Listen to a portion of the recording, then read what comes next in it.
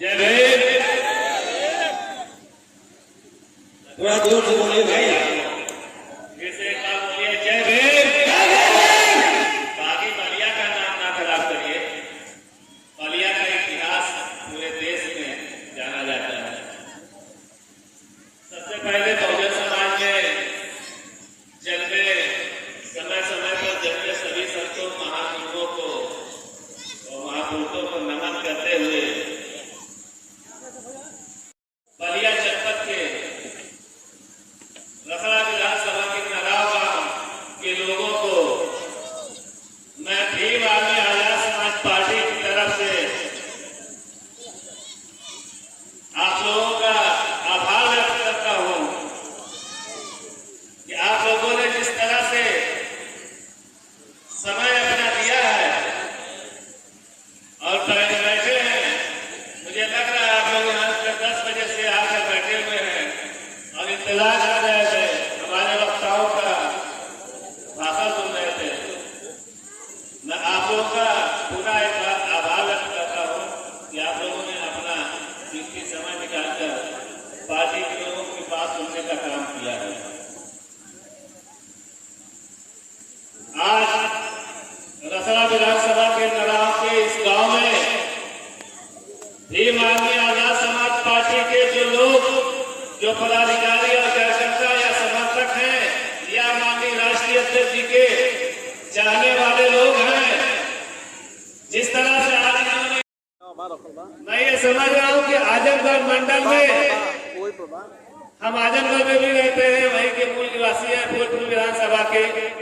आजमगढ़ में भी प्रोग्राम हमने किया है, मऊ में भी किया है, बलिया में भी किया है।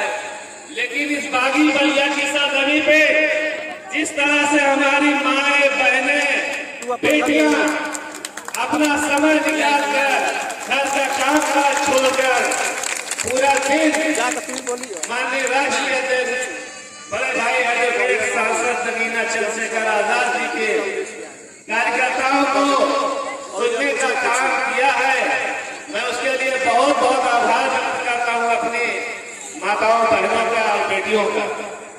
साथ ही साथ इस साइड में हमारे पिता तुल्य चाचा, भाई, भतीजे, दोस्त सब लोग बैठे हैं। आप लोगों का भी बहुत बहुत आभार कि आप लोग जो है अपना समय निकालकर पार्टी के विचारों को सुनने का काम किया है। टूट गया है।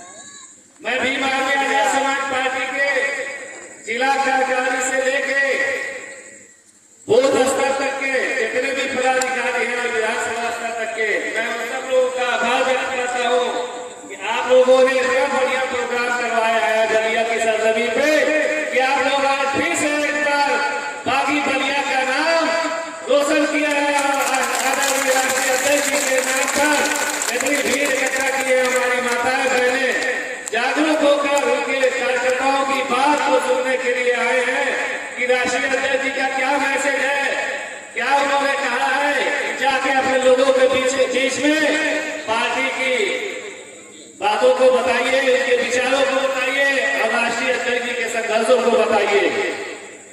वैसे मुझे बहुत कुछ लग रहा है कि बताना पड़ेगा, क्योंकि यहाँ पे जितने भी पदाधिकारी हैं, मंचासीन नेतागण हमारे हैं, जो भीम आर्मी आजाद समाज पार्टी के यहाँ पर नेतागण बैठे हुए हैं। डॉक्टर राजकुमार गौतम जी जो मंडल उपाध्यक्ष हैं मंडल आजमगढ़ के आजाद समाज पार्टी के, मैं बहुत बहुत आभार व्यक्त करता हूँ आपका कि आपने एक प्रोग्राम सबको मिलाकर किया है और सबके सहयोग से किया है। बहुत बहुत आभार आपका। माननीय मनोहर जी, हमारे जो भाई हैं यहाँ पर, बहने हैं, समय निकाल कर निःस्वार्थ बगैर पैसे में समाज को जगाने के काम करने के लिए आए और अपनी बातों से समाज को दिशा निर्देश दिया। गायक के जरिए मैं आप लोगों का बहुत बहुत आभार व्यक्त करता हूँ। साथियों,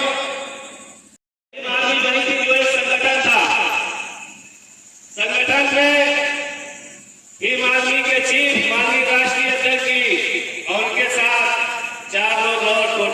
पांच लोगों ने जो समाज के लिए बीड़ा उठाया था, कसम खाई थी और अपने मां, बहन, बाप, भाई सबसे ये कहकर घर से निकले थे कि मान्यवा साहब का जो सपना है, बाबा साहब का जो सपना अधूरा रह गया है, उसको जब तक हम पूरा नहीं कर लेंगे, अपने समाज के लोगों को पता नहीं देंगे, जगह नहीं देंगे, उनको जागरूक नहीं कर लेंगे, तब तक हम वापस नहीं आएंगे, चाहे हमारी जान भी चली जाए तो क्या। मैं उस छुटपुर के आसपास के लोगों को सलाम करता हूं जिन्होंने इन लोगों को संरक्षण देने का काम किया, और उस मां को सलाम करता हूं जिसने अपने कोख से जन्मे माननीय राष्ट्रीय अध्यक्ष एडवोकेट चंद्रशेखर आजाद जी और भीम आर्मी के राष्ट्रीय अध्यक्ष माननीय विनय रतन सिंह जी को पैदा किया है और अपने समाज की हक और हकूक की लड़ाई लड़ने के लिए इन लोगों को समाज के हवाले कर दिया है। मेरी माताएं बहनें यहाँ पर बैठी हैं, जिस दिन समाज का बीड़ा इन लोगों ने उठाया और घर से अपनी मां और बाप का आशीर्वाद लेकर निकले हैं, न जाने रास्ते में कितनी बाधाएं उत्पन्न हुई हैं, कितने कांटे बने हैं, कितनी गालियां सुनी है, यहाँ तक कि हमारे समाज के लोग गालियां दिए हैं, रिश्तेदारों ने गालियां दिया है, साथ छोड़ दिया इन लोगों का। जो रिश्तेदार थे वो भी कहते थे कि ये सब पागल हो गए थे, ये खुद तो खुद जाएंगे और हमारे समाज को भी ले डूबेंगे। लेकिन मैं फिर मां को सलाम करता हूं कि आपने ऐसे लाल दिए हैं हिंदुस्तान की सरजमी पर, जिसने कभी किसी के आगे झुकना नहीं सीखा, तमाम गाने बाने भूले गए उनके सामने, उनको मारने के हथियार अपनाए गए और तमाम लोग अपने ही जो हमारे समाज के लोग हैं, हमारे बिरादरी के लोग हैं, हमारे साथ रहने वाले लोग हैं, उन्होंने भी उनके खिलाफ कूटनीति रची।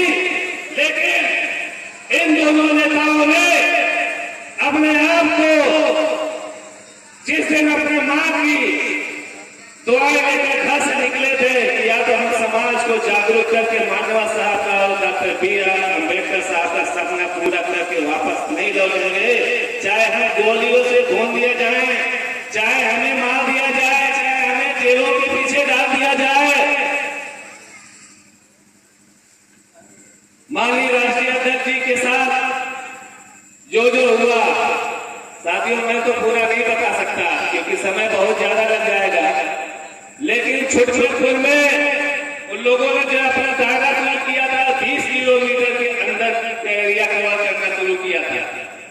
20 किलोमीटर के एरिया में पहले लोगों को सुना, उनकी जो समस्याएं हुई, जो उनके साथ जातियां होती थी, जो नाइंसाफियां होती थी, जो जुल्म होते थे, उसके खिलाफ आवाज उठाना शुरू किए, उनकी लड़ाई लड़े। उसके बाद वहां से अपना एरिया दायरा बढ़ाते गए, बढ़ाते गए, बढ़ाते गए। जब यहाँ की सरकार को ये लगा, मनवादी ताकतों को यहाँ की लगा, और जो यहाँ की विपक्षी पार्टियां हैं उनको ये लगा कि कल का ये लौटा 30 साल का, ये तो अभी से इतना मूत रहा है, इस भाषा में बोले थे, तो कल को जब ये मजबूत हो जाएगा तो हम लोगों का जीना हराम कर देगा, हम लोगों की रोजी रोटी पे लात मार देगा। क्योंकि जो विपक्षी पार्टियां हैं वो सिवाय छलने के अलावा, ठगने के अलावा कोई और काम नहीं किया। साथियों, मेरी माताएं हैं, बहनें हैं, भाई हैं, बुजुर्ग हैं, कोई एक इंसान उसमें खड़ा होकर बता दे कि आज तक सिर्फ आप लोगों ने वोट दिया है, वोट का महत्व अगर आप नहीं समझ रहे हैं तो मुझे लग रहा हम नहीं समझ रहे हैं या कोई नहीं समझ रहा, तो हमारे इतना बड़ा जाहिल इंसान कोई नहीं। क्योंकि जो हमारा एक वोट है, जो हमारा वोट देने का अधिकार बाबा साहब ने दिया है, उस वोट की ताकत एक मिसाइल, एक AK-47, एक राइफल, एक पिस्टल से ज्यादा असर करती है। और उसी एक वोट के देने से यहाँ की सरकारें चलती हैं, लोग सरकारें बना लेते हैं। जब वोट लेने का समय होता है तो कहते हैं ये बहुजन समाज हमारा है, आप हमारे भाई हैं, आप SC समाज के हैं तो क्या से आप ओबीसी समाज के हैं तो क्या से, आप माइनॉरिटी समाज से हैं तो क्या से, आप हमारे भाई हैं। और जब वोट लेकर इनका उल्लू सीधा हो जाता है साथियों, तो ये वही व्यक्ति जो जीत कर जाता है यहाँ से, वही आपको कहता है तुम हमारे समाज के नहीं हो, तुम तो नीच जाति हो। आज के जो कलयुग ये चल रहा है, लोग कहते हैं समय बदला, समय नहीं बदला, इंसान बदला। इंसान अपनी सोच को बदले, अपने अंदर इंसानियत ले आए। जब तक आप निस्वार्थ कोई काम करेंगे तो आगे बढ़ते जाएंगे। हाँ, उसमें परेशानियां आएंगी, बाधाएं आएंगी, आपके दुश्मन बढ़ते जाएंगे, लेकिन निश्चित रूप से एक दिन आपको सफलता जरूर मिलेगी। और आज ये राष्ट्रीय अध्यक्ष माननीय चंद्रशेखर आजाद जी ये साबित करके दिखाए हैं कि जो निस्वार्थ समाज के लिए काम करेगा, समाज के लिए लड़ाई लड़ेगा, समाज को अपना समझेगा, अपने गले लगाएगा, उनके दुख दर्द में हिस्सेदारी लेगा, जाएगा, बांटेगा उनका दुख दर्द। अगर उसमें हमारा कोई फायदा नहीं है तो निश्चित रूप से वो समाज हमारे साथ खड़ा होगा। चुनाव हुआ है लोकसभा का, नगीना लोकसभा में, पूरे हिंदुस्तान में जो चुनाव हुआ है उसमें नगीना से माननीय चंद्रशेखर आजाद जी चुनाव लड़े। साथियों, हम लोगों ने वहां 3 से 3.5 महीना समय दिया। जब हम लोग गए तो वहां जो हमारी माताएं बहनें थी उनको इतना बरगलाया गया था, इतना बरगलाया गया था कि वो कहते थे हम चंद्रशेखर को ना जानते। तुम कौन हो, हम ना जानते तुझे, क्योंकि वहां पश्चिम वाली जो मुसलमान थे वहां के सीधे सीधे कहते थे कि हाँ भैया बता तू किस पार्टी से आया है। जब हम लोग बता देते कि भीम आर्मी आजाद समाज पार्टी से आए हैं, चंद्रशेखर आजाद जी के लिए आए हैं, तो वो कहते थे कि हाँ भाई ये तो नाम सुना है मैंने। तो ये बता करना क्या है भैया, आपका समर्थन चाहिए, वोट चाहिए, एक संघर्ष कर सकती है। हमारे आपके बीच से हमारा भाई पूरे समाज के लिए लड़ते हैं, हम उनके लिए वोट मांगने आए हैं। न हमें आपसे पैसा नहीं चाहिए, हमें आपसे आपकी गाड़ी नहीं चाहिए, न हम शोहरत के लिए लड़ने आए हैं, सिर्फ समाज के काम करने के लिए आए हैं। तो जब आप हमें ताकत देंगे तो हम समाज का काम कर पाएंगे। उनका जवाब होता था नहीं भैया तुम जाओ यहां से, तुम गठबंधन से आओ, गठबंधन से आओगे तो हम तुम्हें वोट करेंगे। काफी मेहनत और मशक्कत करने के बाद उन लोगों को ये बात समझ में आई, जब उनको सारी सच्चाई पता चले कि भैया हम तो गठबंधन के साथी बनने के लिए तैयार थे, सिर्फ एक सीट मांग रहे थे यूपी से, और यूपी से क्या पूरे भारत से एक सीट हम मांग रहे थे।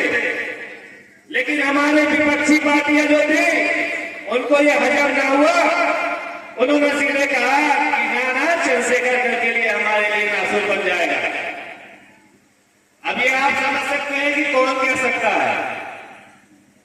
इतने तो समझदार हैं ये लोग कि इंडिया गठबंधन में कौन लोग थे।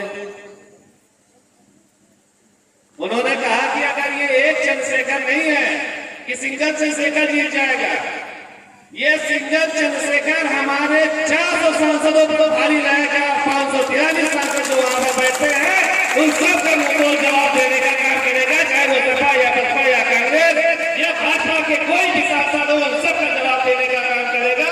अब कोई उत्तर प्रदेश में हमारी सरकारें जो बनती थी मुसलमानों के वोट लेकर, यादव का वोट लेकर, एससीओ का वोट लेकर, कल तो ये उन पर हावी हो जाएगा और ये हमारे पार्टियों के ऊपर विराम लगा देगा।